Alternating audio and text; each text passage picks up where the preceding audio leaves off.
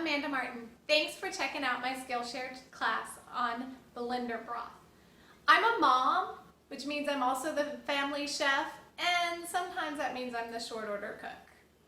I started making blender broth because it was faster and easier for my family than chopping up vegetables, and it also hid some vegetables, not just from the little people either.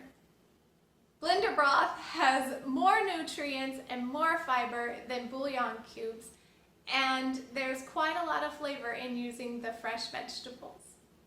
In this class, I want to talk about what simple supplies you need to make blender broth, the simple ingredients you need to make blender broth, and then some recipes that you can try your blender broth with. Please stick around for the project assignment at the end of the class so that you can try out blender broth in your own recipe and share it with others. A little disclaimer, I am not a physician and I am not a dietitian. I have the best kind of education and learning, and that comes from experience. I have a weight loss story, and because of that weight loss story, I have learned how to add more vegetables to my diet. So stick around and let's talk about more. Now you're ready for the 3 simple supplies that help you make blender broth. The first is a knife. Any knife that can cut vegetables will do. My preference is a medium-sized sharp knife. Also, a cutting board is highly recommended. And then, of course, a blender. The purpose of the knife is not to chop vegetables, it's simply to make them smaller in order to fit into the blender. When the vegetables are blended, it naturally makes them smaller. Sometimes it makes them harder to notice, but it makes it so that they cook faster and you get the sweeter vegetable flavor without the sauteing or caramelizing that you might have when you cook the meal in oil. And that is a savor when it comes to a lower fat recipe.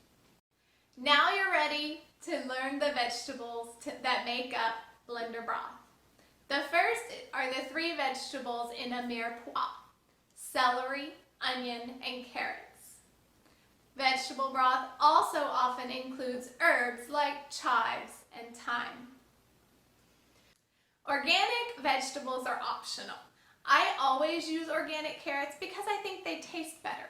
But an additional feature is that when you use vegetables that are organic, they don't have to be peeled, which saves time. You still probably would want to peel an organic onion or organic garlic because it does still have a papery skin to it. But there's lots of flavor in the peel, so when you use an organic vegetable option, you're getting more flavor. So now that you know the 3 basic vegetables for blender broth, be prepared that there are plenty of optional ingredients. Here are just a few. Canned tomatoes blended up make a great Italian sauce. There's also mushrooms, fresh, or my personal favorite, dried porcinis. And then if you're looking for more flavor, there's Dijon mustard or nutritional yeast that has a little bit of a cheesy flavor. And of course, salt. Salt is always to taste. Many processed packaged liquid broths have an additional sweetener. In traditional packaged vegetable broth, it's actually pear juice. If you miss the sweet flavor of those packaged broths, please feel free to add a little bit of pear. Recognize that a whole pear will be extremely sweet, so just a slice or 2 might be all you need. Now you know the supplies you need from your blender and your knife all the way through to all the vegetables and seasonings that you can add to your blender broth. Let's make some. So here we have our scrubbed organic carrot, which means we don't have to peel it. I'm going to chop off the ends, and then it's a really long carrot, so I want it to be chunked a bit so that it blends faster and more efficiently. That's a lot faster than chopping and dicing carrots for a stew. Next we have our onions. I recognize there are plenty of personal opinions on how to peel an onion. This is what I've always done, for better or for worse.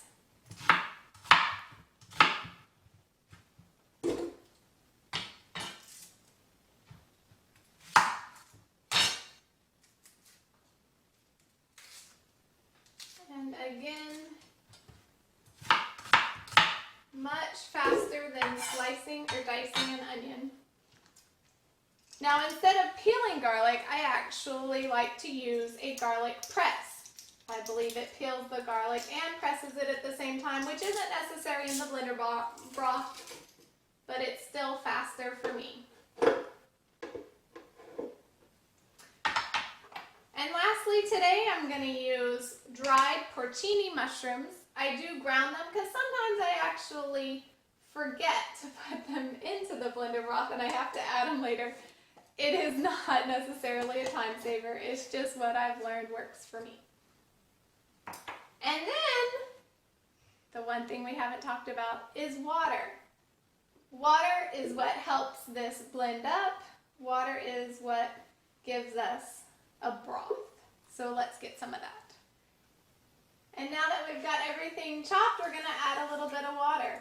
Some blenders, the less water that you use, the better it chops up. My blender actually does better with more water. Test yours out a little bit. You can always add more water. All right, cover your ears.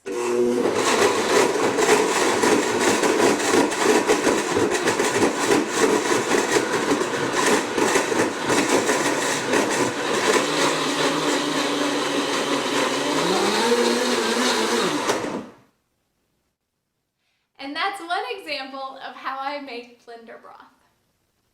In the next part of our class, we're going to talk about 3 recipes that use different kinds of blender broth.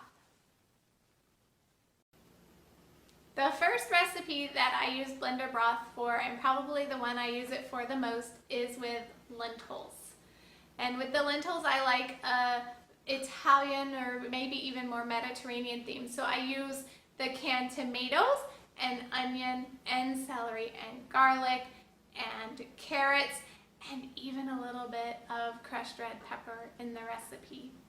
But as you'll notice in the photo, those items are mostly blended up. They're still somewhat recognizable, but they are much more popular with my family when they're smaller pieces. So the next recipe is a traditional Italian risotto. Risottos are normally white in color. I have made carrot risotto before. It's very good, but it's also orange. So in this case, I lean more towards the lighter colored vegetables like onions and garlic and a little bit of celery. Thyme is a wonderful herb in risotto, and I make mushroom risotto, so I use a little bit of the blended mushrooms. The last recipe is polenta, which is sort of a yellow grit. It's relatively boring on its own, but wonderful under bolognese or ragu or eggplant parmesan.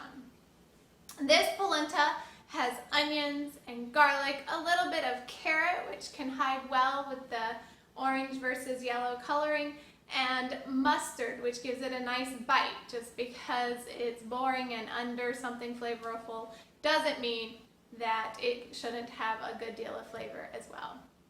In the next part of the class, we're going to talk about your project and what blender broth can do in your life. So I hope you've learned how fast and easy and healthful blender broth can be.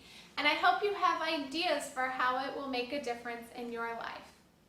So let's talk about your project, because the project is going to be the example and the true test of if blender broth is for you.